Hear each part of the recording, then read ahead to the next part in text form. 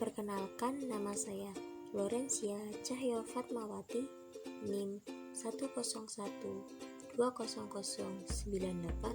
Program Studi S1 Farmasi tingkat 1, kelas B.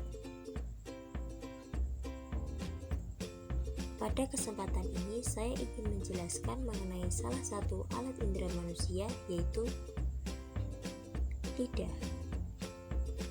Lidah dalam bahasa Latin yang disebut lingual dan dalam bahasa Yunani yang disebut glossal merupakan kumpulan otot rangka yang terletak di bagian lantai mulut yang tertutupi oleh selaput lendir yang tampak kasar berupa tonjolan kecil papila dan dilapisi oleh jaringan berwarna merah bernama mukosa.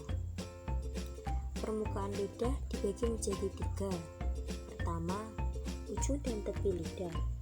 Ujung dan tepi lidah meliputi lidah bagian depan atau ujung, serta kanan dan kiri atau tepi.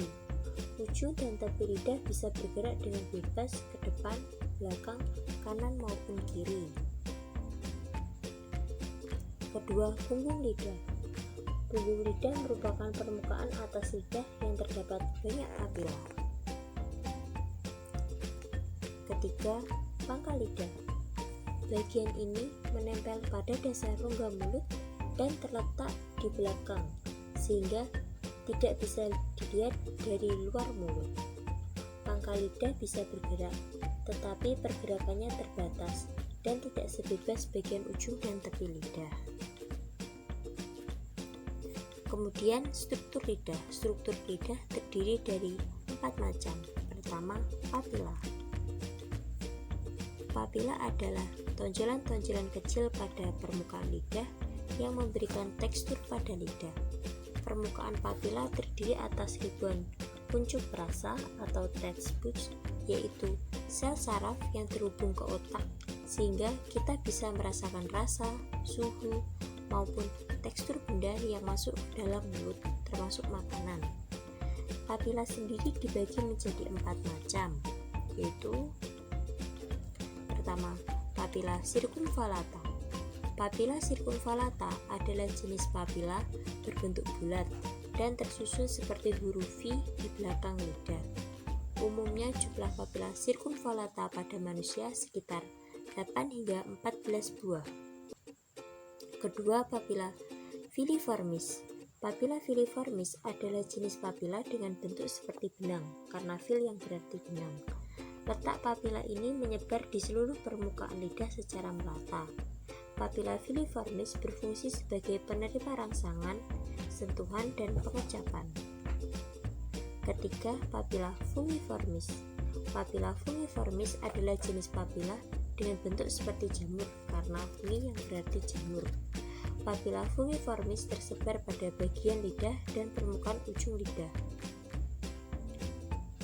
Keempat, papila foliata. Papila foliata merupakan salah satu papila yang tidak dimiliki manusia. Papila ini hanya ditemui pada hewan pengerat. Struktur kedua adalah sulcus terminalis. Sulcus terminalis memiliki bentuk seperti huruf V dan merupakan bagian lidah yang memisahkan anterior dan posterior. Permukaan anterior terdiri atas puncak dan ujung lidah. Permukaan posterior terdiri atas akar lidah yang berkaitan dengan tulang hyoid dan saraf-saraf glossopharyngeal. Struktur ketiga adalah tonsil. Tonsil adalah kumpulan dari jaringan getah bening atau limfoid yang terletak di dalam rongga mulut. Tonsil berfungsi sebagai penyaring bakteri dan kuman yang masuk ke dalam tubuh, baik melalui jalur udara dan alat pernafasan maupun makanan. Tonsil sendiri dibagi menjadi 3. Yang pertama, tonsil pharyngeal. Tonsil pharyngeal disebut juga sebagai adenoid dan terletak di bagian dinding belakang nasofaring. Kedua, tonsil palatina. Tonsil palatina sering disebut sebagai amandel, terletak di kiri dan kanan rongga mulut. Ketiga, tonsil lingulis. Tonsil lingulis adalah tonsil yang terletak pada daerah pintu masuk saluran pernafasan dan saluran pencernaan. Struktur keempat adalah frenulum linguae. Frenulum linguae atau frenulum lidah adalah selaput lendir yang letaknya memanjang dari lantai mulut hingga ke garis tengah sisi bawah lidah. Berfungsi untuk menghubungkan lidah dengan lantai mulut dan menjaga agar lidah tetap pada tempatnya di dalam mulut. Karena lidah merupakan organ yang tersusun dari kumpulan otot, maka kumpulan otot tersebut dibagi menjadi dua. Pertama, otot intrinsik lidah. Otot intrinsik lidah sendiri dibagi menjadi 4. Pertama, longitudinal superior. Otot ini memungkinkan ujung saraf lidah menekuk dan berperan saat lidah melipat ke atas. Kedua, longitudinal inferior. Otot yang berperan saat lidah menekuk ke bawah dan memperpendek maupun memperpanjang lidah. Ketiga, otot transversal. Otot transversal lidah adalah otot yang berperan pada saat lidah dijulurkan dan membuatnya menjadi lebih panjang dan sempit. Keempat, otot vertikal. Otot vertikal lidah berperan pada saat lidah bergerak melebar di dalam mulut sehingga mendorong bagian belakang gigi. Kumpulan otot selanjutnya adalah otot ekstrinsik lidah. Otot ekstrinsik lidah sendiri dibagi menjadi 4, yaitu pertama, otot genioglossus. Otot ini berbentuk seperti kipas dan merupakan penyusun sebagian besar lidah. Berfungsi agar lidah dapat bergerak ke dalam dan menjulur keluar.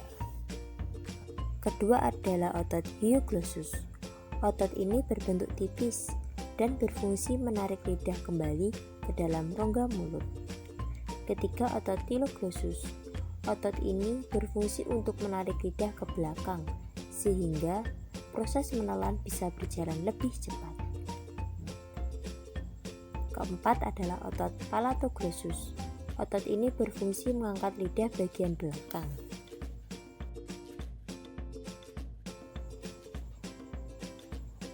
Selanjutnya, fungsi lidah. Pertama, fungsi lidah sebagai pengecap. Lidah dikenal memiliki 4 reseptor rasa. Pertama, manis. Rasa manis pada bagian pengecap terletak pada ujung lidah yang ditimbulkan oleh gugus OH di dalam molekul organik. Contoh, gula dan asam amino tertentu. Kedua, asin. Rasa asin pada bagian pengecap terletak pada tepi lidah yang ditimbulkan oleh rangsangan kation Na+, K+, serta Ca+. Ketiga, asam. Rasa asam pada bagian pengecap terletak pada tepi lidah belakang yang ditimbulkan karena terdapat rangsangan ion hidrogen. Keempat, pahit. Rasa pahit pada bagian pengecap terletak pada lidah bagian tengah belakang yang ditimbulkan oleh adanya rangsangan alkaloid, contohnya kopi dan kafein. Lalu, apakah rasa pedas itu? Rasa pedas disebabkan karena suatu sensasi panas dan terbakar yang dirasakan ujung saraf lidah. Rasa pedas sendiri yang sering ditimbulkan oleh cabai disebabkan oleh senyawa kapsaikin yang terkandung dalam cabai. Kedua, membantu berkomunikasi. Lidah bekerja sama dengan bibir dan gigi untuk membuat suara yang keluar dari dalam tenggorokan menjadi jelas dan mudah untuk dipahami oleh lawan bicara. Tanpa lidah, perkataan seseorang akan sulit dipahami. Ketiga, membantu mengunyah makanan.